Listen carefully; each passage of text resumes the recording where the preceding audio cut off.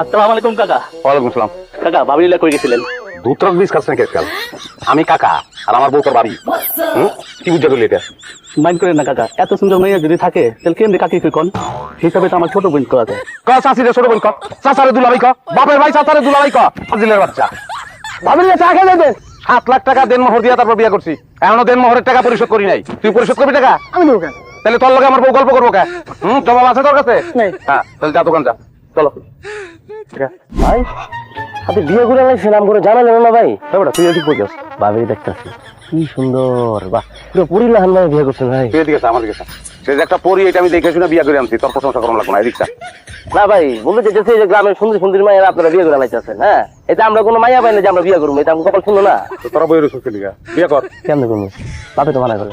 বাপের পায়ে ধরে গিয়ে বইয়ে থাকে, এখানে রসুন লিগা। ভাই এনে বেশি ভাই যে আপনি নাই আপনার লাগে অপেক্ষা থাকি ভাই। ওই বেটা এদিকটা, তোর নজর দেখে তো মনে হইতেছে না যে তুই আমার লিগে অপেক্ষা করতেছস। অপেক্ষার দিন শেষ, এ না আর দেখা হইব না। বাইরে এই জায়গা ছাপ, ভাই বুঝতেছি না আপনি এগুলো কি কইতাছেন। যা বাইরে বাইরে। ভাই থাক আমার বাড়ির গেট থেকে 1 কিলোমিটার দূরে অবস্থান করবি তোরা সবসময়। যা বাইরে। পছন্দ করলেন ভাই। হ্যাঁ বাইরে বাইরে। বাড়ি খাবি, বাড়ি খেলে মাথা ভাটবো। মাইয়া ভাবি না বিয়ে করানোর লিগা।